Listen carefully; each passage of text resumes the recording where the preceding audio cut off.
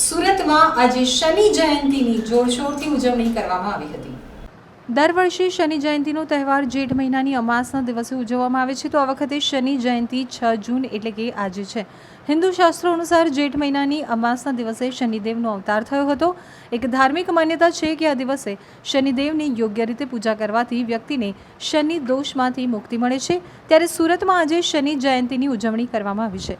તો કતારગામ જૂના police station પાસે આજે મહાયજ્ઞનું આયોજન કરવામાં આવ્યું હતું। શનિ યોગ મહાયજ્ઞનું આયોજન કરવામાં આવ્યું છે।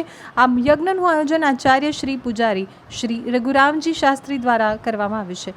આ મહાયજ્ઞમાં 75 કિલો ખારેક, 11 કિલો કાળા તલ, 1 કાળા તલના તેલનો ડબ્બો અને 11 કિલો ઘી તેમજ 108 વનસ્પતિઓ મળી હવન પૂજા કરવામાં આવ્યા હતા। તન મન ધનની શાંતિ માટે, નાની મોટી પનોતીના નિવારણ માટે ખાસ શનિ મહાયજ્ઞનું આયોજન કરવામાં આવ્યું છે। આજે શનિ મહારાજની જન્મ જયંતિ છે। ભગવાન સૂર્યપુત્ર શનિ જન્મ જયંતિ નિમિત્તે 12,500 ખારેકનો હોમ આપવામાં આવ્યો। ઓમ પ્રામ પ્રેમ પ્રો સશનિચરાય સ્વાહા।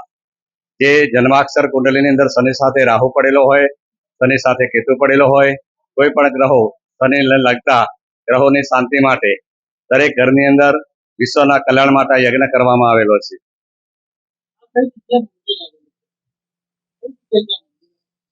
સિંગાપુર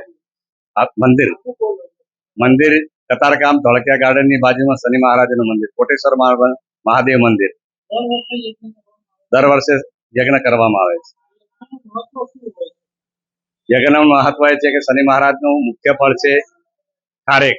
ભગવાનને ખારેક આપવાથી ભોજન ભગવાન તૃપ્ત થાય છે। યજ્ઞના ભગવાને કહેલું છે કે જે અગ્નિની અંદર આપણે અગ્નિમાં તલ હોમીએ છીએ, યજ્ઞ હોમીએ છીએ। પર્જન્ય એટલે વરસાદ। પરમાત્મા આપણને જે વરસાદ આપે છે, અમીનો વરસાદ, અત્યારે હાલની અંદર કલિયુગી વરસાદ કહેવામાં આવે। પહેલા જમાનાની અંદર 5-10 વર્ષ પહેલા કોઈ વરસાદ થતો હતો તો સુરતથી બારડોલી સુધીની અંદર થતો, અત્યારે કતારગામમાં થાય તો વરાછાની અંદર વરસાદ બિલકુલ થતો નથી। એનું કારણ એ છે કે યજ્ઞો બંધ થઈ ગયા। ગીતાની અંદર ચોખ્ખું લખ્યું છે, પર્જન્ય કરવાથી, યજ્ઞ કરવાથી અમીનો વરસાદ થાય છે। વરસાદથી ભગવાન અન્ન પકવે છે અને અન્ન દ્વારા વસ્તીને ઉર્જા મળે છે, શાંતિ મળે છે।